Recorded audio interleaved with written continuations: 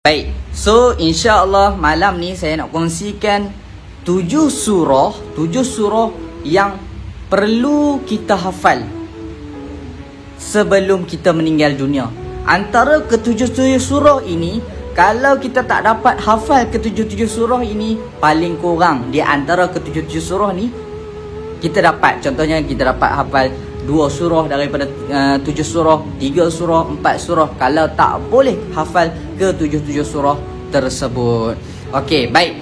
Penting tak surah-surah ini? Kerana 7 surah ini merupakan surah amalan yang mana Mai Mengaji selalu bawa. Kalau tuan-tuan follow Facebook Mai Mengaji, ke 7 surah ini selalu Mai Mengaji bawa.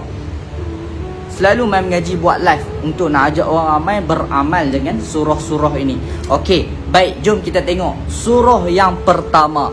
Surah yang pertama ini kita nak baca pada malam ini. Surah apa tuan-tuan? Surah Al-Mulk, Kerajaan Langit.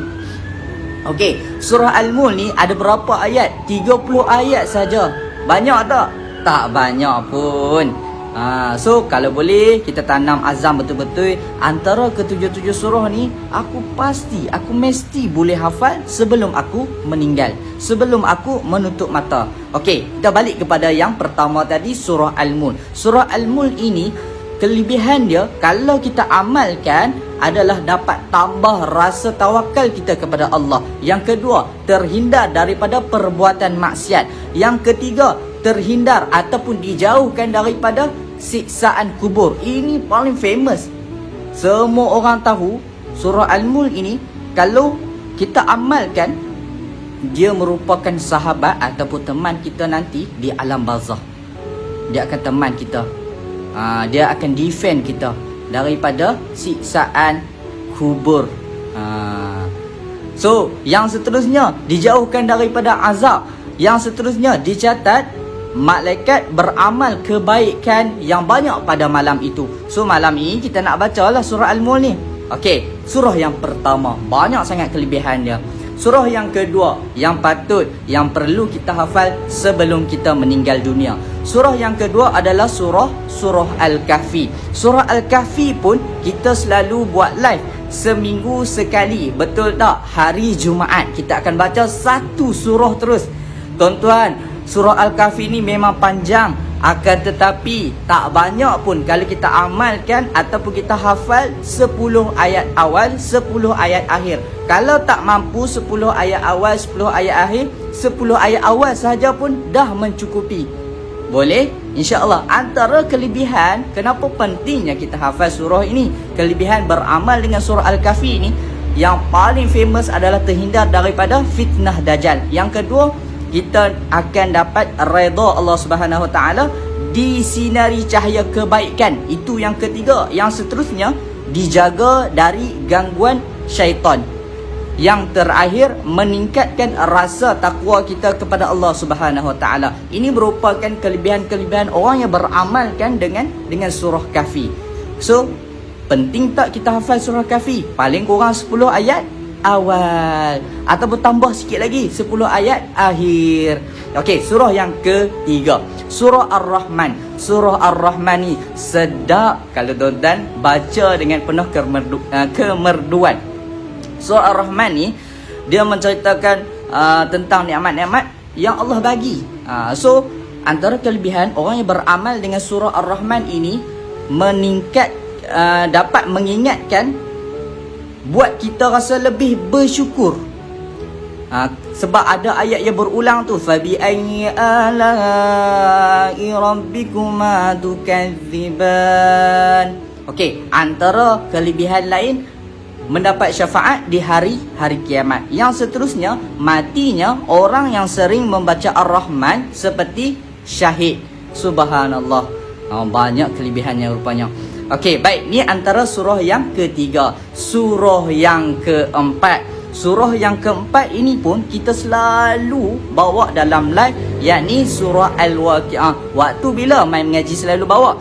Waktu jam 10.30 pagi, surah Al-Waqi'ah. Yang dikenali surah Al-Waqi'ah ini merupakan magnet rezeki. Yang kita tahu, dan saya yakin semua orang tahu surah Al-Waqi'ah ni, kenapa orang suka dan menjadi favourite, kerana surah ini merupakan surah bila kita amal, segala urusan kehidupan kita dilancarkan, dipermudahkan. Itu salah satu daripada kelebihan orang yang beramal dengan surah Al-Waqi'ah. Yang seterusnya, dilimpahkan rezekinya, dimudahkan segala urusannya, diringankan sakitnya. Pernah dengar tak diringankan sakitnya? Ini merupakan salah satu kelebihan orang yang beramal dengan surah Al-Waqi'ah. Yang seterusnya, mendapat perlindungan diri daripada kemudaratan dunia.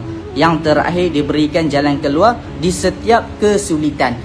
Senang cerita, kesimpulan daripada surah Al-Waqi'ah ini, segala kehidupan seharian kita ini, jika kita tak pernah tinggal pun surah Al-Waqi'ah, Allah akan lancarkan. Allah akan mudahkan perkara yang susah, perkara yang kita harungi dengan perit. Okey, yang seterusnya kita nak pergi surah yang seterusnya adalah surah Yasin. Surah Yasin kita selalu baca tak? Dalam live di Teratak Main Mengaji, kita bawa setiap hari jam 8 malam. Subhanallah. Tuan-tuan saja kena betul-betul cari masa 8 malam, aku akan ikut live Main Mengaji. Kita dekat Main Mengaji, kita nak ajar orang beramal dengan surah-surah amalan ni. So kita bawa jam 8 malam. Antara surah Yasin ni, dia merupakan qalbul Quran, hati Quran. Penting tak kita beramal? Penting tak kita hafal? Penting. Surahnya pendek dan mudah, selalu kita bacakan. Cumanya kalau kita hafal semua tu, mungkin tertukarlah ayat dia kan. So salah satunya diampunkan dosa-dosa, mempermudahkan segala urusan kita. Yang seterusnya, segala hajat yang kita minta dikabulkan oleh Allah Subhanahu Wa Taala dengan keizinannya. Boleh? Sebab itulah selalu kalau macam berlaku apa-apa, kita selalu baca surah Yasin dan kita minta kepada Allah Subhanahu Wa Taala. Betul tak? Anak nak exam pun kita baca Yasin. Orang sedang sakit pun kita baca Yasin. Sebab apa? Dia merupakan qalbul Quran, hati Quran. Okey, jom kita tengok yang seterusnya. Surah yang ke-6 yang patut kita hafal, yang penting kita hafal sebelum kita meninggal dunia. Surah yang ke-6 adalah surah Baqarah. Banyaknya ustaz surah Al-Baqarah ni.